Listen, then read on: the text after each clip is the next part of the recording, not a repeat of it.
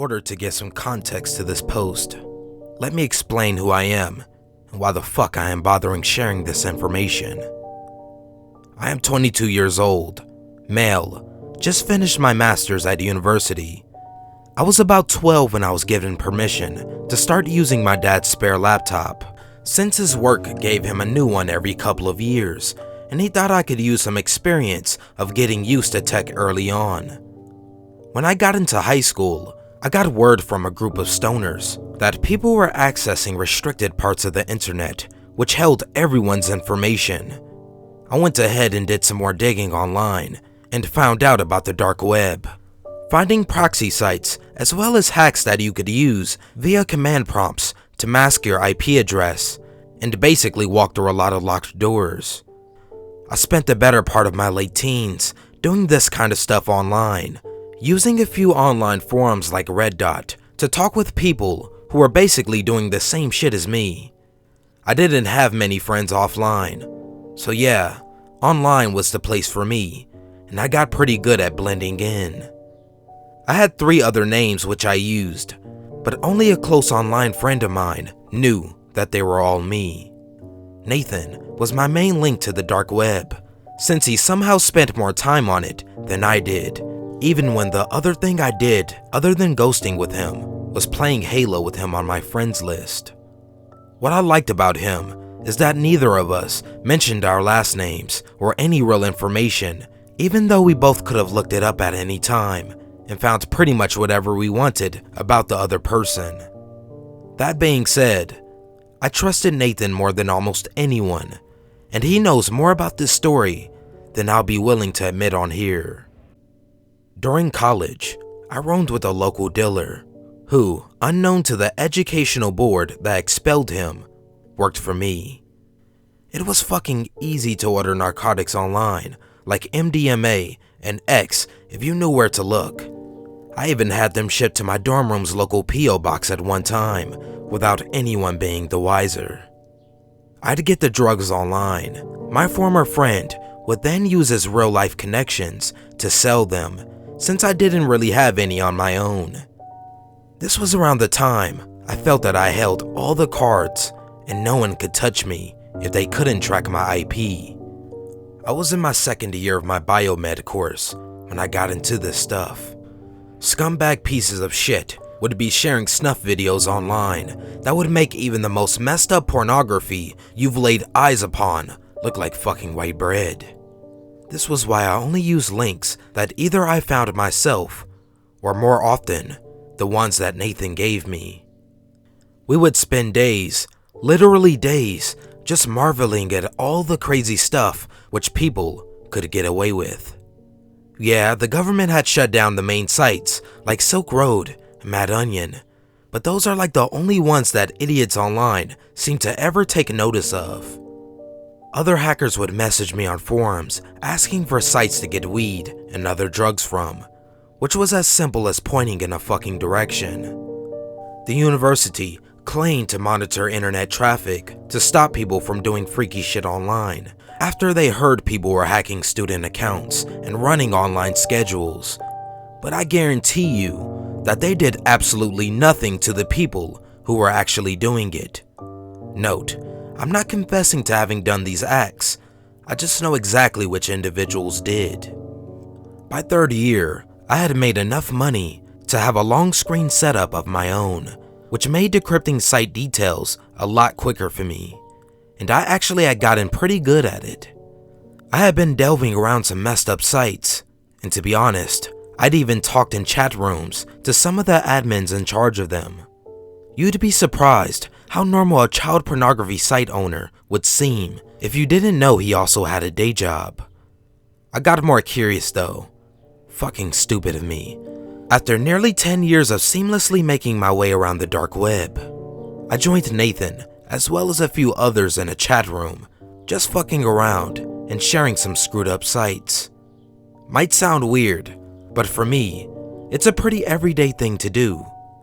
Nathan and another friend were talking about some site that no one had managed to get past the encryption to, apart from one other person who's even more of a no-life than me.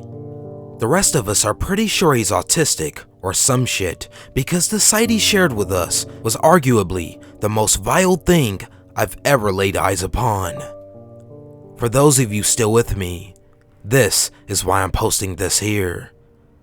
This site is the most cancerous and revolting sector from the darkest part of the dark web. It is a scar that I bear to this day, and it is one that I will never, ever forget. I'll warn you guys again. This is not for the faint-hearted, and something that even the most emotionally numb people will not be able to deal with. I won't share the site URL, since I don't want this post being taken down, nor do I want anyone even giving it the slightest bit of publicity aside what I have to say here. That being said, it did have a subheading in the HTML. That I'll leave other people like me to have a look at if they want to. Most people refer to it as cold body. The autistic dude who was in the chat room earlier gave Nathan and I an encrypted URL for us, but he was too fucking giddy about getting through to the site himself to send us an encryption. So Nathan and I had to manually go through the whole process ourselves. We tried for hours. Nathan and I have been doing this for an entirety of our adult lives, yet we'd never seen code like this before. Come to think of it, I doubt that the other guy in the chat cracked this by himself. Nathan and I both called it a night, so I left the command prompt open and went outside to smoke a joint. Nathan remained on the chat so we could play Anvil, a Russian crack of Halo for PC. But when I got back, his microphone was muted for some reason. For people like us who had nothing to hide from each other, we almost never muted our mics. I waited a few minutes, thinking maybe he's jacking off or maybe gone to get something. Nothing. I don't think much of it. My brain too occupied with the cannabis flowing through my bloodstream. I sat down and took another look through the code, thinking there was something I missed. I did. The code was completely different, completely unencrypted.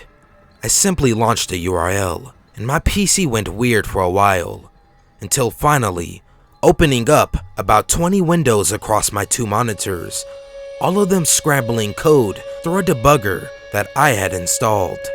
Even with 32 gigs of RAM, my computer was making more noise than it ever did doing this kind of stuff.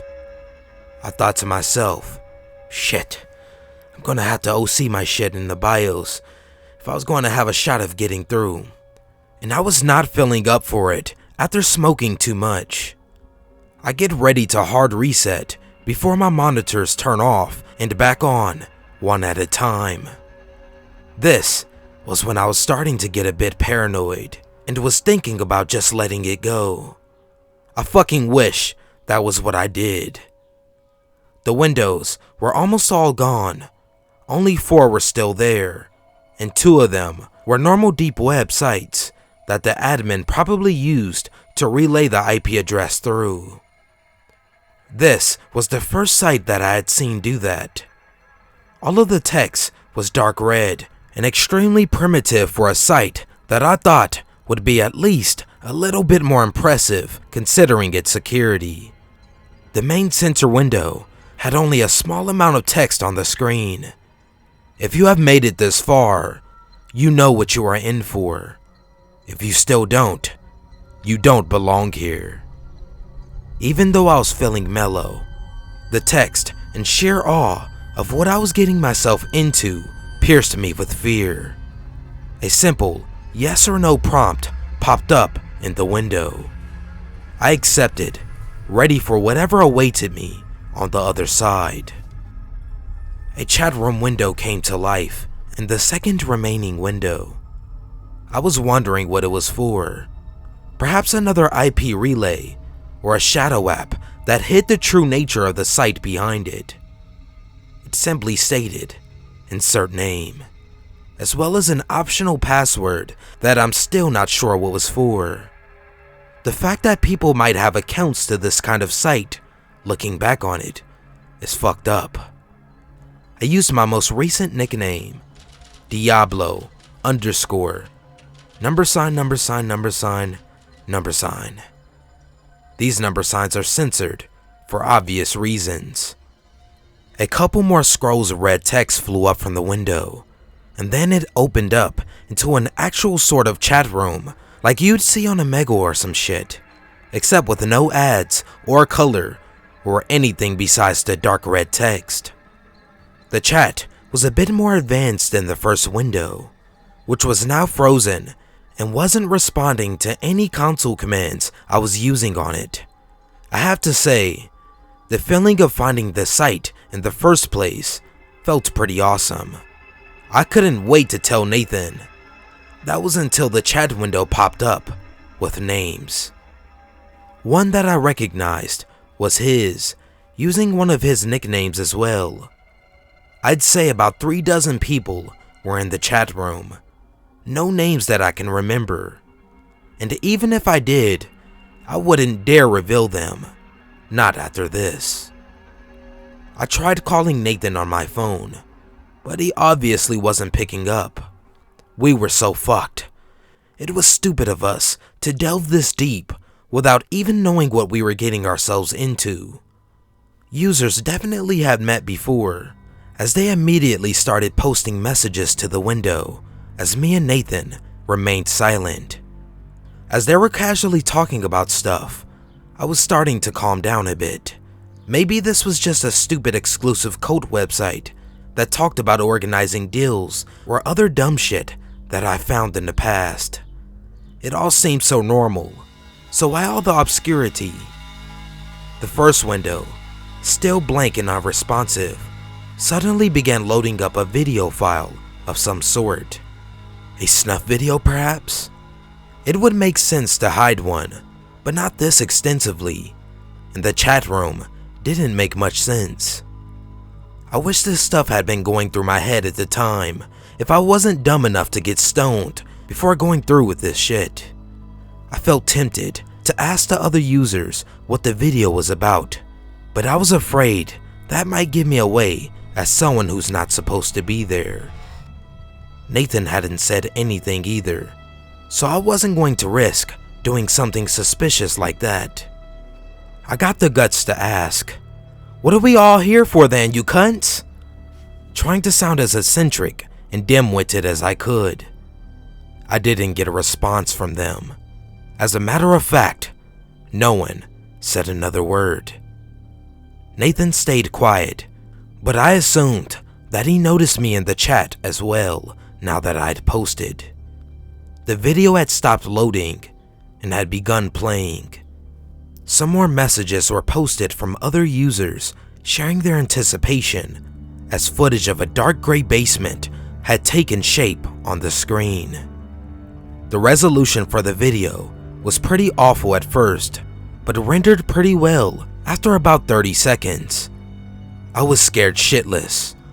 No one else was in the house that I share with my roommates. Most had left for summer vacation, and I didn't head home for another 2 weeks. I was alone in the dark with little else but the ambient sound of whatever was happening behind the camera in the video. It stayed like this for about 4 or 5 minutes. I spent every second of it staring at the screen, waiting for something to happen.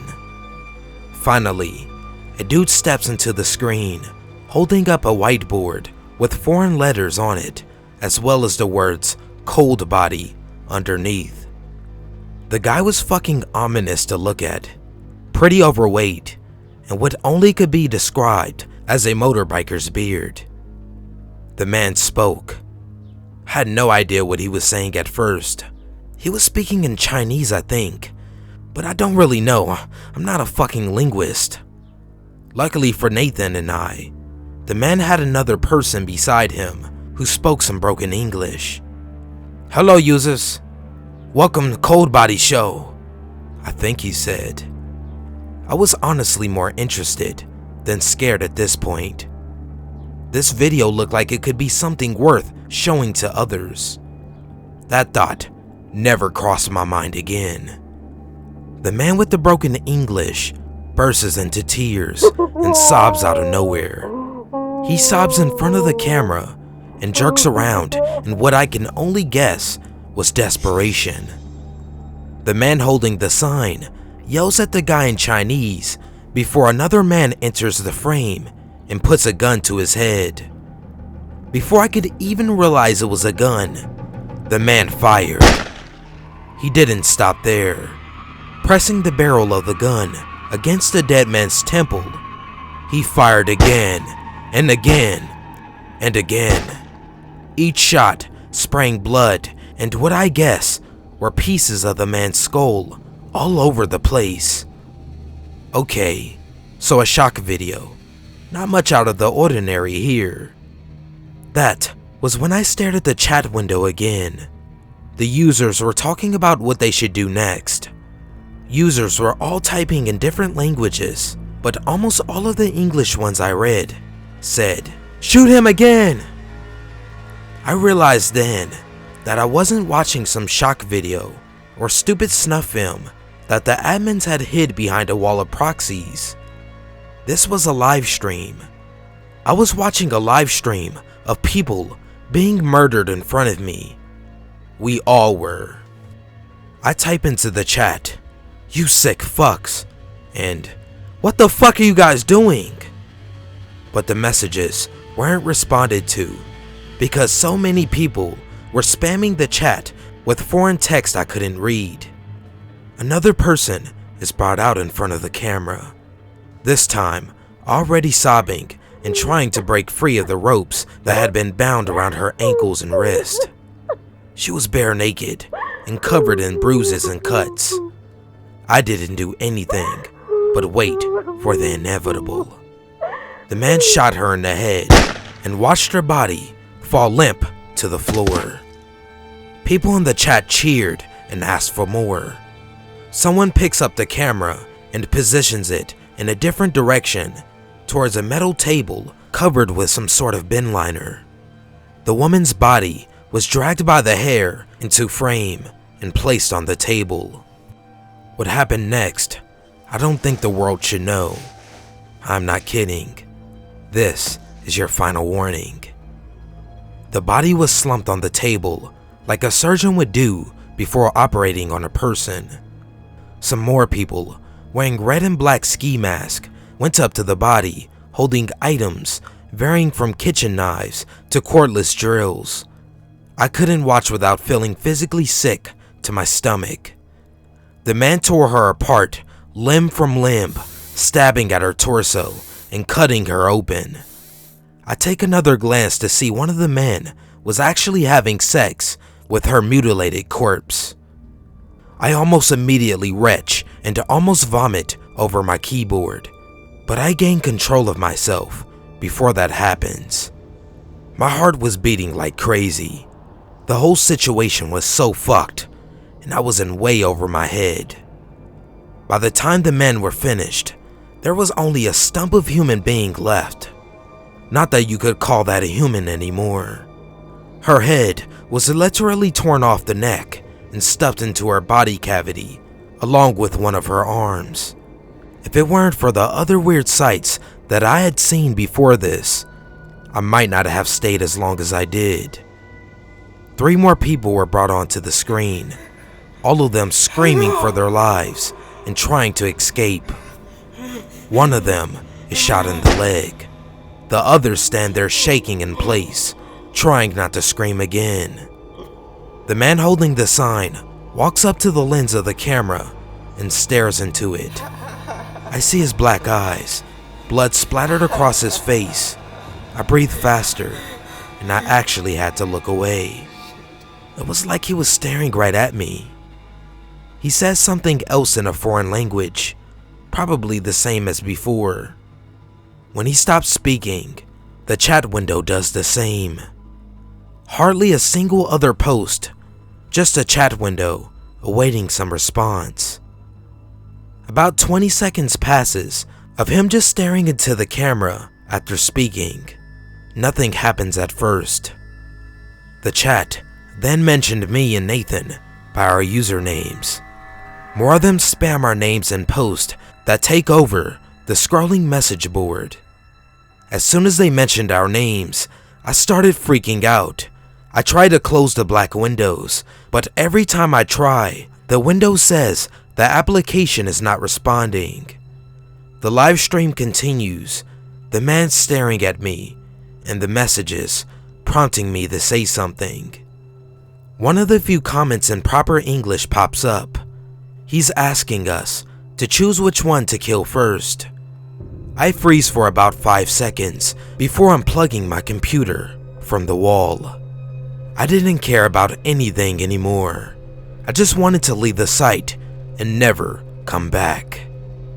I sat there with the blank screen in front of me for a bit before pacing around the kitchen. I was done with it. I didn't sleep at all. I was too traumatized to even think about resting after what I had seen. At the time of this happening, I was thinking about reporting the site to the police, but I of all people know that they can't do anything to stop this. To think that more of these sites exist, that more people are getting gunned down and mutilated for entertainment, it's something that I can't fucking think about. Fuck. I spent 2 days talking to some close friends about this stuff, though I left out all the details and just said I'd seen something disturbing online. They all know what I do in my free time, so they didn't think much of it since I'd mentioned snuff films and messed up sites before. They didn't know what Nathan and I had seen. I mustered up the courage to turn on my PC again, and I was fucking relieved to see no signs of any viruses, and most of all, no black windows scattered on my desktop. I immediately go to check if Nathan had left me any messages on Rat. I had several messages from him, with a few files attached to the second. I was hoping to talk this whole ordeal through with him, but the files immediately caught my eye. The fucking attachments were pictures of me, stolen from my Facebook and email.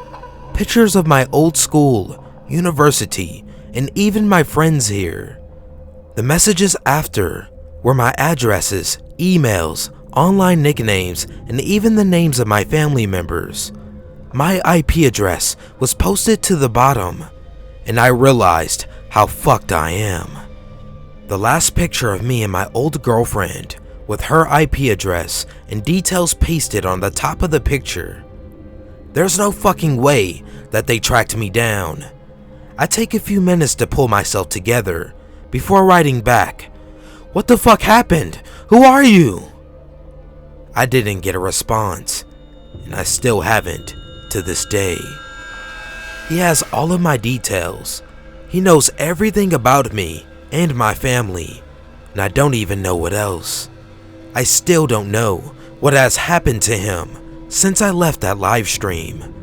I can only pray that the information he has doesn't fall into the hands of those murderous, insane motherfuckers who killed and desecrated dozens of people on the darkest part of the internet. I can't let them find me or those who I care about. I will never go back to that part of the internet again, ever. It's not fucking safe for me, or you, or anyone. The police can't find them, but they can find you. Don't try and find that website. Don't try and report the site. They will do to you what they did to me. And if you think they won't find you, then remember, I was fucking invisible. Do you want to take the chance that they won't find someone like you? Don't go into the deep web. And for the sake of humanity, never seek out the people who are behind this. They'll only find you too.